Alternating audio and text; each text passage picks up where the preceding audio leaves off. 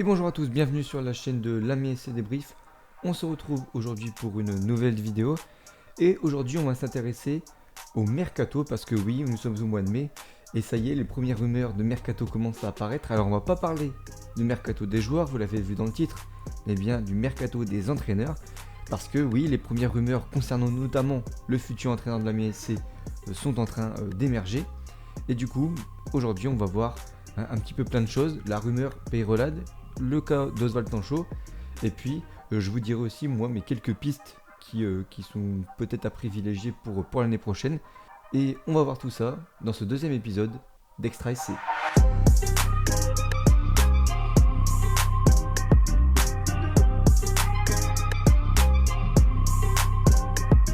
Alors on commence tout d'abord donc avec la rumeur de Laurent Peyrelade. Donc si vous ne l'avez pas vu, c'est l'entraîneur donc de Rodez qui apparemment aurait été contacté par les dirigeants de l'Ami SC. Alors ça reste une rumeur, la rumeur apparemment c'est quand même un peu refroidi là ces quelques derniers jours, en tout cas il y a 2 ou 3 semaines c'était sorti dans quelques articles. Et bon, alors cette rumeur je la trouve pas très convaincante, hein. D'ailleurs j'ai demandé l'avis à un supporter de Rodez sur la chaîne Le Grand Foutoir, ce qu'il en pensait, et pour lui ça restait une simple rumeur parce qu'il avait donc prolongé son contrat à Rodez. Et personnellement, moi cette rumeur je la trouve pas très crédible véritablement. Si tu veux jouer la montée en Ligue 1, comme l'a dit Bernard Jonin, ou au moins le top 5, il faut pas un entraîneur comme Laurent Peyrelade. Alors c'est sûrement un super entraîneur pour Rodez, mais Rodez c'est encore une équipe qui joue maintien.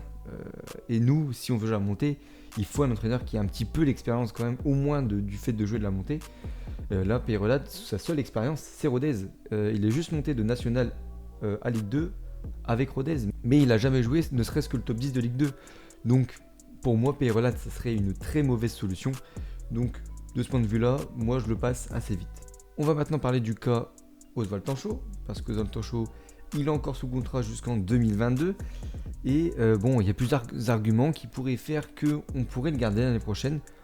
À titre personnel, je ne suis pas archi convaincu d'Oswald Tanchot, je vous dirai pourquoi après, mais il y a quand même des avantages, c'est-à-dire que le conserver au moins jusqu'à l'année prochaine, ça donnerait un petit peu de continuité au club, de garder un entraîneur au moins 2 saisons, parce que surtout qu'il n'avait même pas vraiment commencé la saison, donc voilà, ça donnerait de la continuité. Oswald Tanchot l'a dit aussi, il veut rester à Amiens, en tout cas il prépare déjà la saison prochaine, il a fait jouer des jeunes joueurs en préparant aussi la saison prochaine, donc voilà, on sent quand même qu'il est investi dans le club. Ça c'est très bien. Il a aussi une connaissance assez élevée du championnat et du football en général. Ça fait quand même maintenant je crois plus de 5 ans qu'il entraîne en Ligue 2, donc ça fait quand même déjà une sacrée expérience. Et puis voilà, souvent il sort des statistiques sur les équipes dans les confs d'avant-match, etc. Tu sens qu'il étudie bien son sujet à chaque fois, donc voilà, tu sens que c'est un entraîneur professionnel.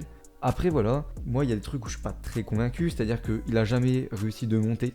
Déjà, donc bon, moi ça me conditionne un peu, enfin même des fois dans ses choix tactiques je suis pas très convaincu, mais là vraiment sur le papier tu regardes, il a jamais fait de montée. Alors j'ai regardé un petit peu sa carrière d'entraîneur, elle est pas très grande non plus, mais un peu plus que Peyrelade. Il a entraîné le Poiré-sur-Vie qui a évolué en national, il a pas réussi à monter en Ligue 2, à un moment il était tout proche de monter en Ligue 2 et puis finalement en fin de saison son équipe s'est un peu écroulée, il finit 6ème finalement. Ensuite il rejoint le Havre, il fait 8ème sa première saison. Ensuite il fait 5ème, il va en barrage, mais il perd en barrage contre Ajaccio. Et après voilà, il est arrivé à Amiens de fil en aiguille, mais voilà, il n'a pas vraiment réussi à monter avec un club. Alors, il a joué des barrages, mais il les a perdus. Donc voilà, est-ce qu'Oswald Tanchot est l'homme de la situation? J'aurais du mal à me prononcer parce que ça ferait quand même assez vache, on va dire, de le virer comme ça, alors que finalement, bon voilà, on finit au milieu de tableau avec un effectif qui est franchement pas terrible, enfin voilà, pas très équilibré, pas un collectif huilé du tout, donc voilà, finalement il a fait ce qu'il a pu et c'est pas si mal, mais est-ce qu'il arrivera à faire de la MSC une équipe qui peut jouer la montée en Ligue 1? Ça je suis un petit peu moins sûr, voilà, je reste sceptique, je suis pas unanime sur, je suis pas tout blanc ou tout noir, mais voilà, je sais pas trop, Oswald Tanchot c'est quand même assez compliqué comme situation. On va maintenant passer à mes spéculations. Moi il y a 5 entraîneurs que j'ai retenus, alors j'ai regardé beaucoup de sites, etc. pour voir un petit peu quels entraîneurs pourraient éventuellement remplacer Oswald Tanchot si Bernard Jonin ne souhaitait pas le conserver.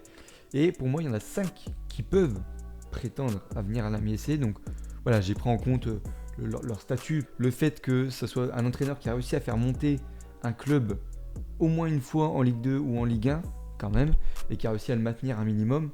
Voilà, des entraîneurs que je trouve plutôt compétents, des entraîneurs, alors c'est soit des entraîneurs en fin de contrat, soit des entraîneurs qui n'étaient déjà plus en contrat de cette année. Donc c'est parti. Le premier, c'est celui qui est le moins convaincant peut-être des 5, c'est Jean-Louis Garcia. Donc il est actuellement entraîneur de Nancy, mais il ne prolongera pas son contrat, il l'a déjà annoncé.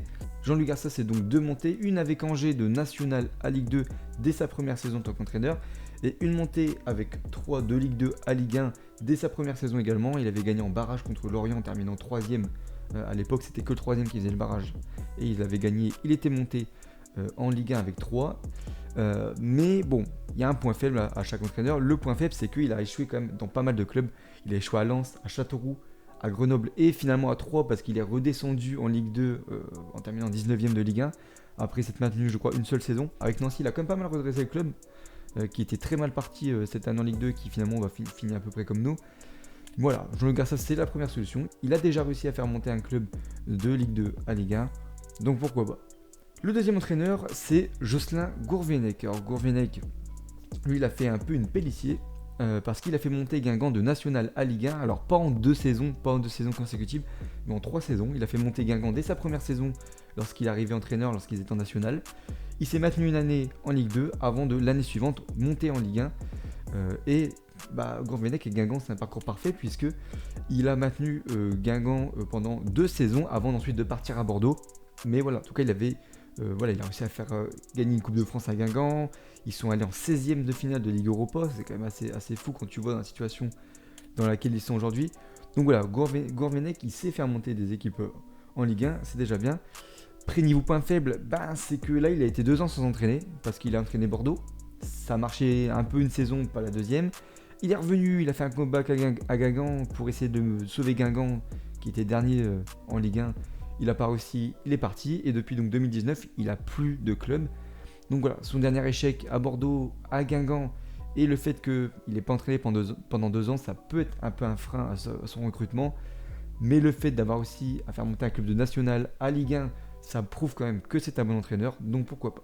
Le troisième, c'est Thierry Lauré. Thierry Lauré qui actuellement est l'entraîneur de Strasbourg, mais il ne va pas renouveler son contrat, voilà, il l'a déjà dit.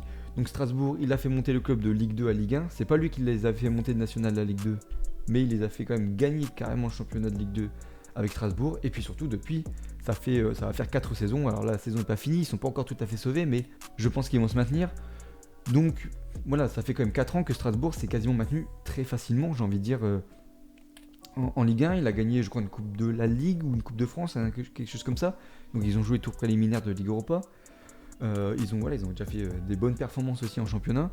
Donc voilà, c'est un très bon entraîneur qui, avec un effectif plutôt moyen, a réussi à se maintenir facilement en Ligue 1.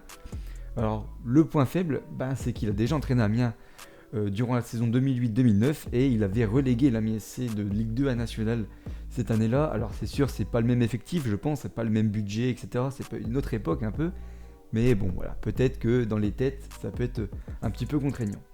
Le quatrième, c'est Michel Derzakarian. Lui aussi, actuellement, il entraîne en Ligue 1 à Montpellier.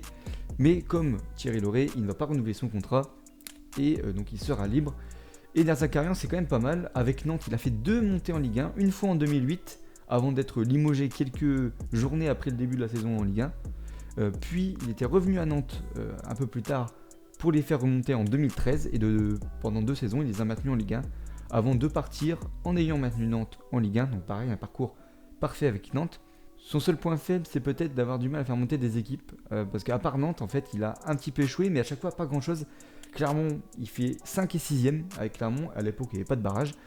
Avec Reims, il termine 6e l'année où nous, on bat Reims 2-1 pour monter en Ligue 1. C'était Zakarian sur le banc ce jour-là. Et donc, il finit 6e du championnat. Donc, on sent qu'il a un petit peu de mal peut-être à faire monter les équipes, sauf Nantes, avec qui il a peut-être un bon feeling. Mais je pense que globalement, c'est un bon entraîneur. Avec Montpellier, ils sont très bien sortis aussi. Donc, pourquoi pas. Et enfin, le dernier entraîneur qui, pour moi, peut-être le plus convaincant, bon, il y a un point faible aussi, mais c'est David Guillon. Lui aussi est en poste en entraîneur de Ligue 1. Il entraîne donc à Reims, mais lui aussi ne va pas renouveler son contrat cet été. Lui, ça fait quand même une paire d'années qu'il est à Reims maintenant. D'ailleurs, il a fait monter Reims de Ligue 2 à Ligue 1 dès sa première saison en tant qu'entraîneur, en faisant d'ailleurs le record du nombre de points en championnat. Donc, c'est déjà une très belle performance.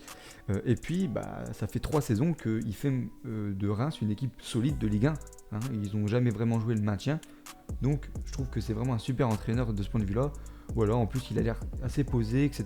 Je trouve que ça a l'air d'être... Je regarde pas tous les matchs de Reims, mais en tout cas, ça a l'air d'être un très bon entraîneur.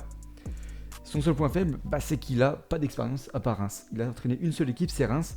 Il a très bien réussi avec Reims, mais après, est-ce que ça peut marcher avec la MSC? On ne sait pas, on a déjà vu beaucoup d'entraîneurs exploser parce qu'ils font un truc super avec une équipe et puis ensuite, ils n'y arrivent plus et du coup, ils deviennent un petit peu surcotés, ils enchaînent les clubs sans vraiment réussir. Voilà, lui, ça sera peut-être pas ça, mais en tout cas, il n'y a pas de garantie de résultat parce qu'il a juste fait un résultat avec Reims. Est-ce qu'avec Amiens ça peut marcher? Ça, on ne peut pas le savoir. Donc voilà, c'est tout pour un petit peu mes analyses sur la question de l'entraîneur de la MSC. Voilà, donc dites-moi ce que vous en pensez sur Peyrelade, sur Tanchot, sur les 5 entraîneurs que je vous ai cités. S'il y en a un qui vous convainc plus particulièrement, n'hésitez pas à me dire en commentaire et puis on verra ce qui se passera l'année prochaine. Donc voilà, sur ce, j'espère que ce numéro d'Extra SC vous aura plu. Et puis en attendant, donc dimanche, le débrief du match contre New York. Je vous dis à la prochaine et n'oubliez pas, qui ne saute pas n'est pas un Ménois. C'est pas fini, la remise instantanée vers le point de pénalty, ballon qui traîne sur Bongo qui frappe qui marque incroyable. Et c'est fou, et c'est fini. Amiens est en Ligue 1. Quelle histoire, quel scénario.